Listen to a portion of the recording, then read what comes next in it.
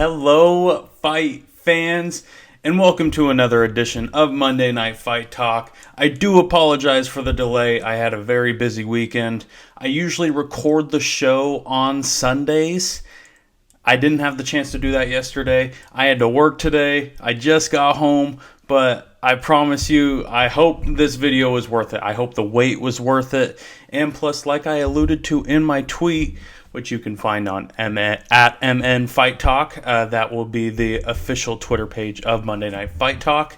I said I was going to change it up a little bit. So in the past, I've really only done fight reactions and fight predictions. I feel like anybody can kind of do that. So instead, I'm going to change it up a bit.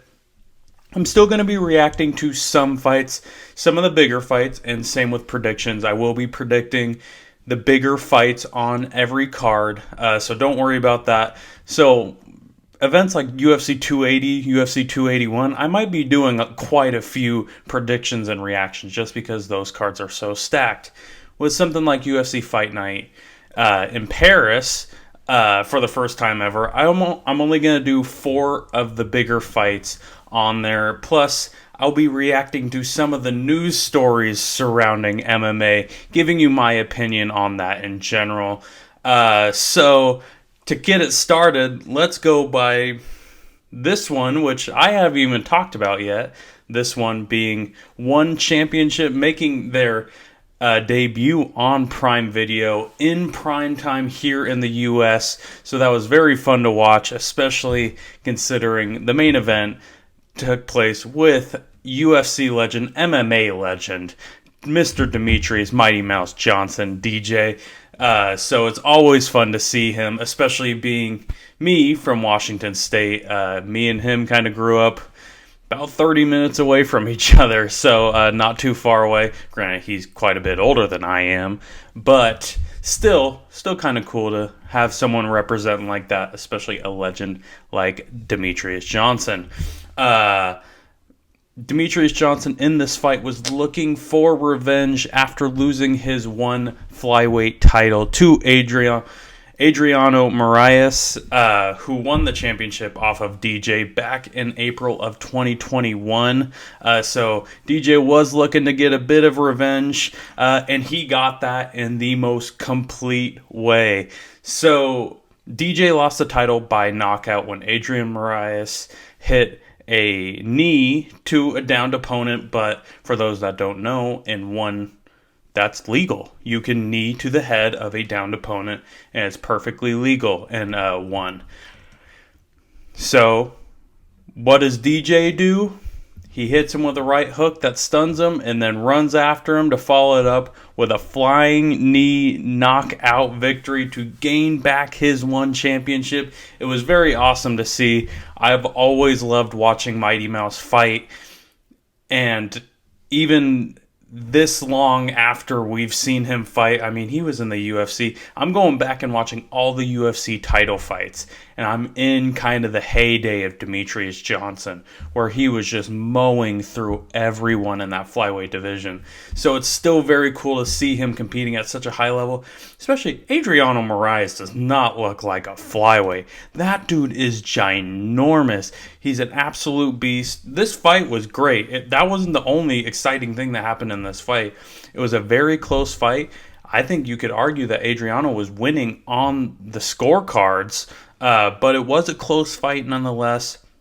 The first 2 rounds were a bit more grappling. Then rounds 3 and 4, they went a little bit more with the stand-up side of things. Still, very fun fight to watch. And also with one, I'm getting really excited about that organization. I haven't watched it a whole lot in the past, I'll be honest, because it airs at like 3:30 in the morning over here. But it's cool to see like the Muay Thai, just strictly Muay Thai, or in the next one, I believe it is, they have just submission grappling, just jiu-jitsu.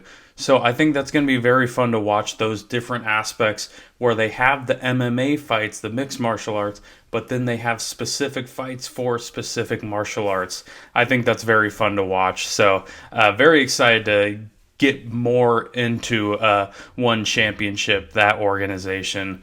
But for now, I mean, I always got to mention DJ whenever I see him fight, because he's always been someone that I've loved to watch fight. Next topic, the UFC has finally listened to the fans and somewhat beefed up UFC 279 coming up on September 10th. As we know, this one is headlined by Nathan Diaz taking on Khamzat Chimaev. A very big fight, I would say, coming up. But beyond that, they didn't have a whole lot of firepower on this fight card. And there was a lot of people, including myself, that was very upset about what they were doing with this fight card specifically, because you look at 280 and you got two title fights with Charles Oliveira and Islam Makhachev.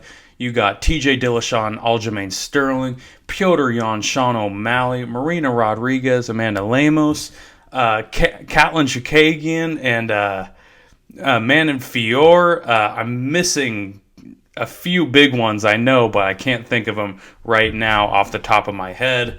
And then you look at 281, we got, it was Carla Esparza, Yang Weili just got announced this past week. Israel Adesanya, Alex Pereira, that rivalry coming from kickboxing now to MMA. You got Dustin Poirier and Michael Chandler. I almost said their names combined. Dustin Poirier and Michael Chandler. I'm blanking on some of the other big fights that are going on with that card also. So I didn't expect a whole lot from what they were going to beef up, but from what they were able to do, one on short notice and two with the other big fights coming up, I think they did a pretty good job. I would say they added Tony Ferguson in the co-main event. He'll be moving up to welterweight to take on Li Jingliang.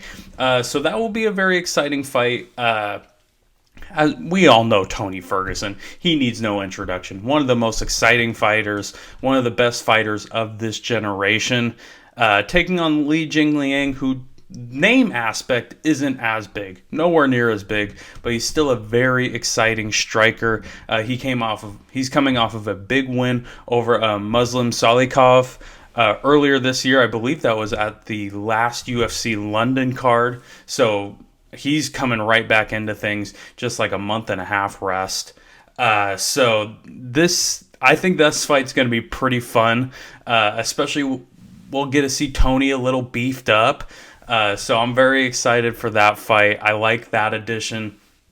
And then just a few days ago, they added Kevin Holland, who will be taking on Daniel Rodriguez. Kevin Holland's definitely the namesake for this fight. But Kevin Holland has come back down to welterweight and has shown promise. He's won his first two fights back down at welterweight.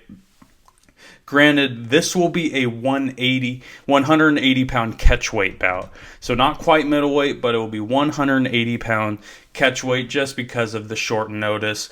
But Daniel Rodriguez is typically a welterweight. That's what he usually fights at. Also, Daniel Rodriguez, though, has been very, very good since joining the UFC. He only has one loss in 7 UFC fights. And that's including winning his last 3 fights. So this will, I think, honestly, since Kevin Holland's moved back down to welterweight, I think this is going to be his toughest opponent to date since he moved back down. No disrespect to the past two, but Daniel Rodriguez is a big prospect coming up in the welterweight rankings. So this will be a good win for him to get him on the map. So again, I'm not saying that this is a fantastic pay-per-view by any means, but I do gotta give some credit where credit's due. The UFC did try to beef up this pay-per-view, and they did just that by adding Tony Ferguson and Kevin Holland and making 2 pretty exciting fights to go along with those two. If only we could have gotten Ferguson and Kevin Holland. I think that would be a pretty fun fight. But I'll take this one also at the same time. So thank you, UFC, for listening to your fans, not just giving us Nathan Diaz versus Khamzat Chimaev, and then no disrespect to these two, but Irene Aldana and Macy Chiasson should not be the co-main event of a $80 pay-per-view here in the States. So that's all I got to say on it, but I'll take it. I'll take the two fights on short notice to beef up UFC 279 just a little bit. Next up, though, is something that I'm going to be completely honest with you, I never thought I would be talking about again, at least in the near future. And that's Jorge Masvidal is calling for a title fight. After we all know what happened a few weeks ago, one of the biggest upsets in UFC history, especially as of recent, the comeback victory for Leon Edwards over the former pound-for-pound king Kamaru Usman. So ever since that's happened, obviously the welterweight division is going absolutely bonkers. Everybody is now jumping in. Oh, I want a title fight. Ooh, I'm ready to get back in. Colby Covington's ready to fight all of a sudden when he wasn't talking about. There was really no rumors when it came to Colby Covington, at least as of recent, since the last Jorge Masvidal and Colby Covington fight back in March. But now everybody's out of the woodwork because there's a new champion. There's a new king in town. The king has been dethroned. The guy that's already wiped out Jorge Masvidal and Colby Covington and beaten Gilbert Burns once. He's no longer on top. This basically puts guys like Colby Covington back in the mix, guys like Gilbert Burns back in the mix. What I don't think it does is bring Jorge Masvidal back into the mix. This guy's lost his last 3 fights, 2 against the former champ Kamaru Usman, and his last one where he got absolutely dominated by Colby Covington. His last 2 wins in the UFC is Nathan Diaz, which I'll give him props. That's a big win. Beating Nathan Diaz is no easy task. Even though he's a bit older now, he's still got that dog in him, and he's not an easy guy to beat. And Ben Askren,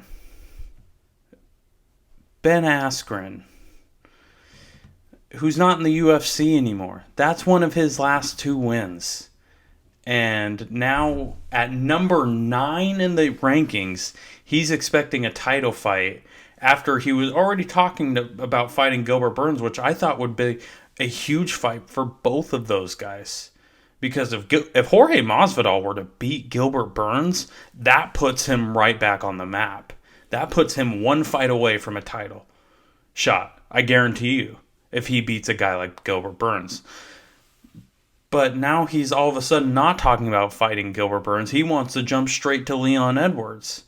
And what I like that Leon Edwards, I believe his manager came out and said, like, you made us wait our turn, now you have to wait your turn. I think that's a perfect response to this because there's no way that Jorge Masvidal deserves a title shot right now. He needs to win at least 2 fights.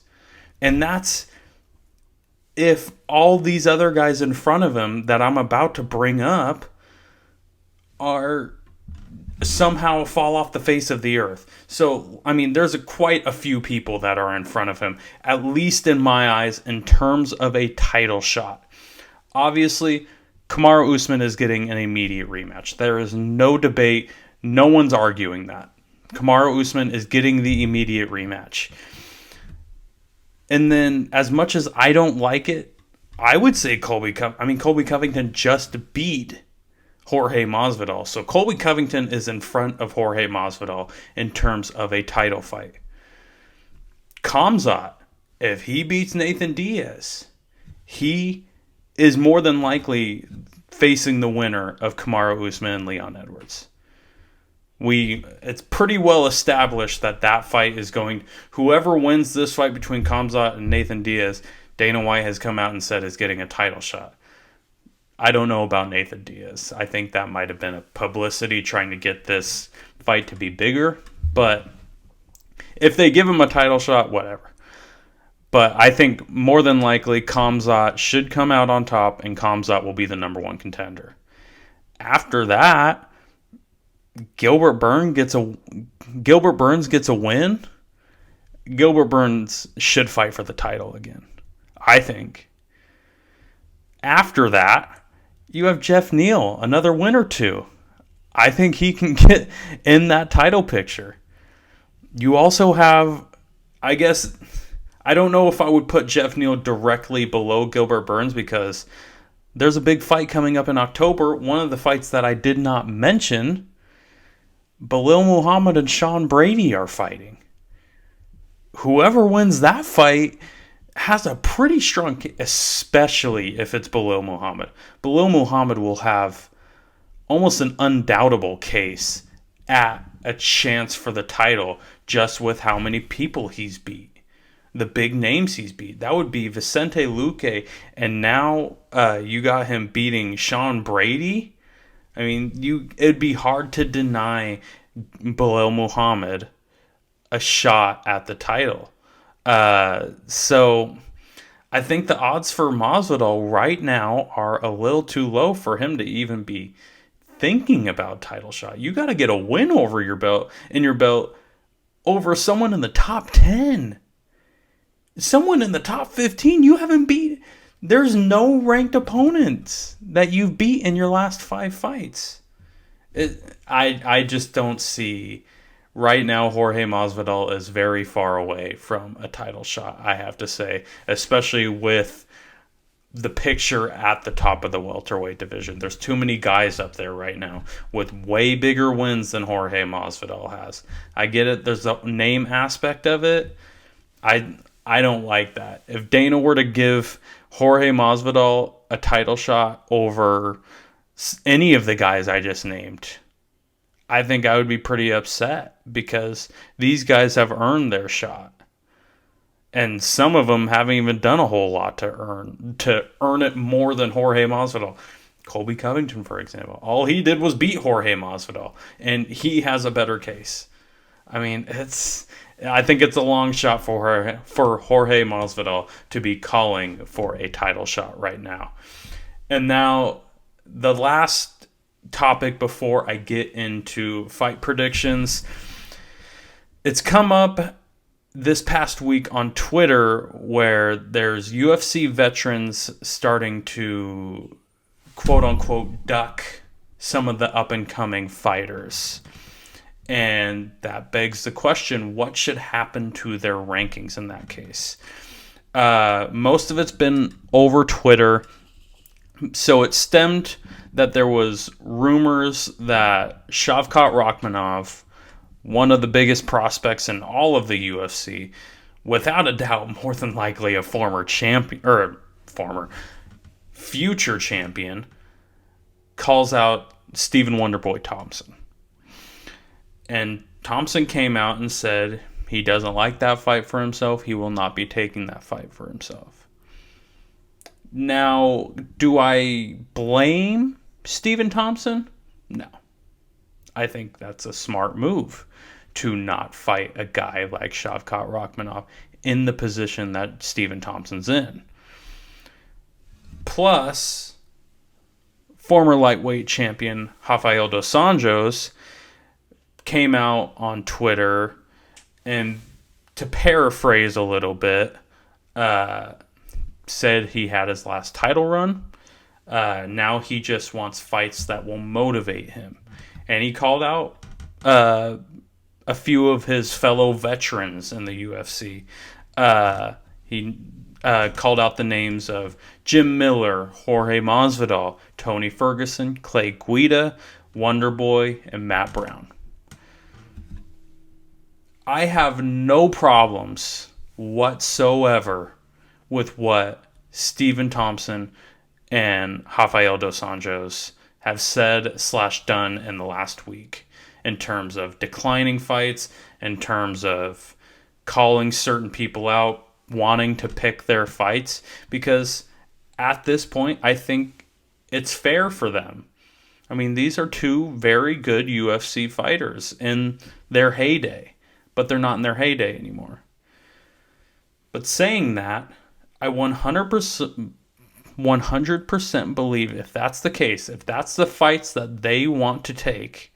Now, Stephen Wonderboy Thompson didn't come out and say he only wants to fight veterans. He's not going for the title anymore. But when you kind of decline a fight against a guy that's not too far below you in the rankings, and you're coming off of 2 straight losses, it's kind of leaning that way for me.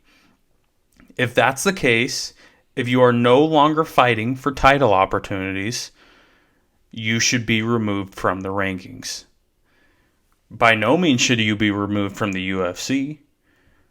I don't think a number by your name, when you have the history that these two, and I'm only saying these two because they came out on social media and publicly said, in RDA's case, publicly said he's not going for the title. In Stephen Wonderboy Thompson's case, declined a fight against someone that could be a big win for him and give him a big case to be jumped back into that championship caliber type fighters. The rankings at this point really do mean nothing. I totally understand that. I mean, we got Israel Adesanya fighting the number 5 contender in Alex Pereira. We have Charles Oliveira fighting the number 4 contender in Islam Makhachev. You can go on with some of these fights, but I also think the rankings should be based on at least somewhat where you are in the title picture. If you're not going for a title, don't be in the rankings. The numbers by your name, if, say, Rafael dos Santos fought Wonderboy, whether there was a 7 by Stephen Thompson's name, and I believe RDA is number 10 right now in the lightweight, I think he's 10 in the lightweight rankings. Whether those numbers are there or not, I'm still going to watch that fight. That's a fun fight to watch. But there's no reason for these veterans to be clogging up the rankings when they're not fighting for the title, when you have guys that are right outside the rankings that could benefit a whole lot from having that number 14, that number 15 by their name. It could get them bigger fights. It could get them bigger contracts. It can get them bigger everything. And I just don't like the fact that this is happening where these veterans are sitting there with a ranking by their name, but not wanting to fight any of the young fighters. That's really all. I think if they just took them out of the rankings, if they're no longer fighting for a title, I have no problem with that. Just take them out of the rankings and let them fight. I think it'd be a fun fight. I love every single one of RDA's callouts. I would love to see any of those fights. He named 6 guys, and I would watch every single one of them, whether there's a ranking by his name or not. So that's really all I got on it. It's not that big of a deal, but still something that I would like to see the UFC do. Change just a little bit in terms of the rankings. But now let's get into some fight predictions. I have 4 fights on the slate for today.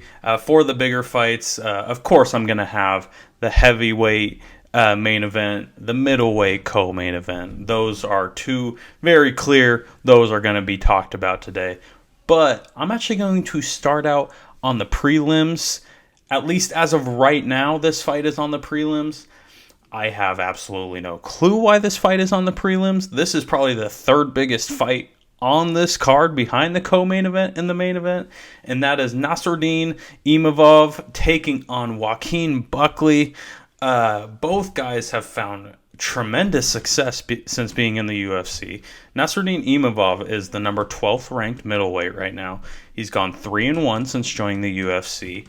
Joaquin Buckley has been one of the most exciting fighters to watch. He has highlight reel knockouts, complete powerhouse, and has a 5-2 record. I would say that's pretty good in 7 fights. Both guys are very well-rounded fighters, sort of contrasting. Like I just said, Joaquin Buckley is a complete powerhouse. He is a scary human being. He has the highlight reel knockouts. We all know what happened back in 2020 when a spinning, jumping back kick happened. One of the greatest knockouts in UFC history. That was Joaquin Buckley. So this guy has it. Plus, he is a pretty good grappler. He has gone away from the grappling as of late. He is much more of a striker now, but he still does have the grappling in his arsenal. And that's good because Nasruddin Imavov is very technical. He has great grappling. He has submissions. He has the knockout power.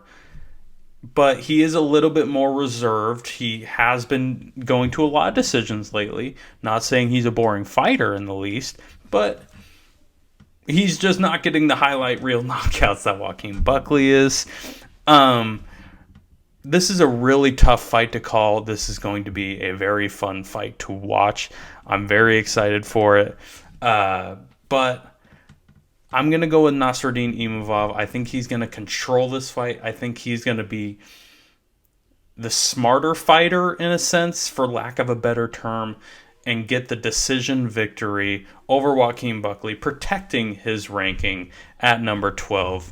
But I think that both of these guys do have bright futures in the UFC. Now, we will go to the main card. I believe this is either the first or the second fight on the main card, but it's going to be a very fun fight to watch. Two of the better prospects in the featherweight division, Charles Jourdain taking on Nathaniel Wood. I have been looking forward to this matchup since it was announced. Both of these guys, I believe, have a number by their name in the near future. Charles Jourdain is a phenomenal striker. It's amazing what he can do on the feet. Also, pretty good defensive submissions. He has quite a few choke submissions in his arsenal. So Nathaniel Wood will have to worry about that, considering Nathaniel Wood is a very good grappler. I 100% believe he will try to get this fight to the ground. He has looked really good since coming back. He only had the one fight since coming back at the UFC London card against Charles Rosa, and he looked absolutely phenomenal in that fight. I think featherweight was the change to make, because I believe he was fighting at bantamweight before. I think he was kind of killing himself almost, trying to get down to 135. So I definitely think 145 is the place to be for him. Both guys coming off of big fights. I mean, Charles Jourdain is coming off of a loss, but that was to Shane Burgos, who just signed a huge deal with PFL. So congratulations to Shane Burgos, by the way. I have not said that. But Charles Jourdain, it was a tough fought battle. I believe it was a split decision too, so he was in that fight for almost all of it. And then, both of these guys have very bright futures in the UFC. And I wouldn't be surprised to see this fight again in the future, but on a much bigger stage between these two. Another very tough matchup to call, but I'm going to go with Nathaniel Wood by second round submission in this fight. And then that leads to, of course, the two fights that we have to talk about. First off, the co-main event, former champion Robert Whittaker, the number one contender in the middleweight division, taking on one of the two number two contenders in the middleweight division. See, this is what I was talking about with the rankings. The rankings make absolutely no sense. There's two number two contenders. But nonetheless, former title challenger Marvin Vettori.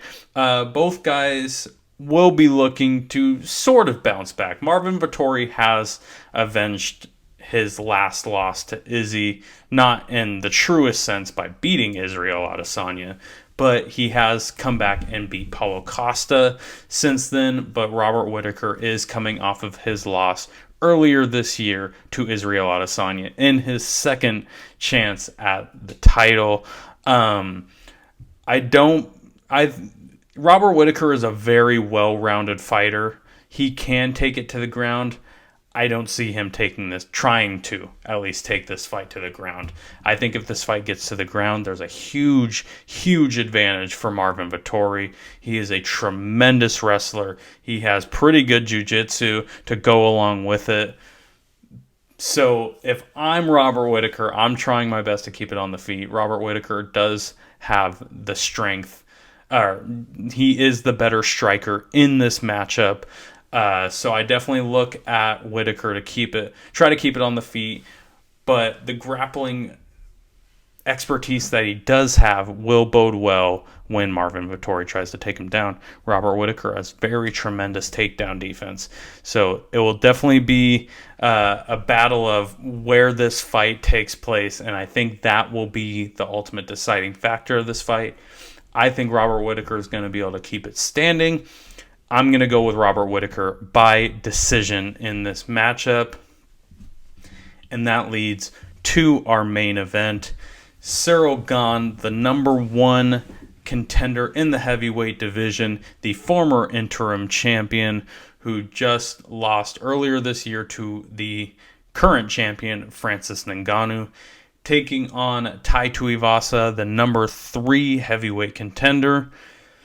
Like I said, Ciryl Gane is coming off of that loss. He will be looking to bounce back from that loss, especially considering that was the first loss of his career. But also, this is where Ciryl Gane is from. He is French, so this is a very big fight for him. I'm sure he is very excited. I'm sure there's a lot of nerves to go along with that excitement. But Ciryl Gane has to be one of the better, I don't even know if you want to call him a prospect anymore, but one of the biggest up-and-coming fighters of last year, I should say. He had a huge rise in 2021. He beat Junior Dos Santos very late in 2020, and then he went on a run. He beat Jairzinho Rozenstruik, he beat Alexander Volkov, and then he beat Derek Lewis for the interim title, all in 2021. So he had a very busy calendar year in that stretch with the 4 fights taking place in under a year. He is extremely technical. He is insanely well-rounded. He does not like to fight. He does not fight like a heavyweight. I mean, this guy moves like a welterweight. And it's amazing to see how he can get in and out so quick. And that's going to bode well because Tai Tuivasa can shut your lights out at any second. He has done it a lot lately too. We saw that knockout of Derek Lewis. I believe that was actually on the Francis Ngannou and Ciryl Gane fight card. It was either that one or the Izzy and Whittaker. I can't remember. I know it was earlier this year though, where he knocked out Derek Lewis. So I mean, he's KO'd his last 5 opponents. None have made it past the second round. It will be interesting to see if Tai Tuivasa can get into the range of Ciryl Gane. Ciryl Gane likes to keep you at a distance using kicks. He's very long. Tai Tuivasa is not very long at all. So Tai Tuivasa is going to have to get in short and try to catch Ciryl Gane in this fight. I don't think he'll be able to do that, though. I'm going with Ciryl Gane to get another win on his resume, bounce back from his first loss of his career, and win this fight by decision. But that is all I have for you this week. Thank you all so much for your patience. Again, I apologize for this coming out so late as it did. We're probably going to be running on like 3 hours late at this point, so I do apologize for that. Next week, I promise I will have this show up by Monday, 5 p.m. Pacific Standard Time.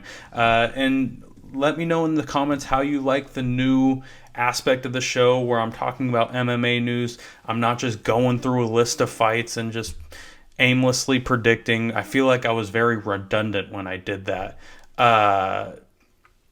So I'm gonna go with this method a little bit more, I think. But thank you all so much for listening. You can find me on Instagram at Monday Night Fight Talk. Like I said earlier, you can find me on Twitter at MN Fight Talk for all your MMA needs. Again, thank you all so much for listening. If you have any ideas for topics, if you heard something that maybe you think I might not have heard, feel free to message me. I would love to interact with some of my fans a little bit more, so feel free always to message me. But until then, thank you all again for listening. We will see you next week for another edition of Monday Night Fight Talk, where we will be reacting to some of the bigger fights on UFC Fight Night Paris and making some predictions for UFC 279 coming up on September 10th. Thank you all again for listening.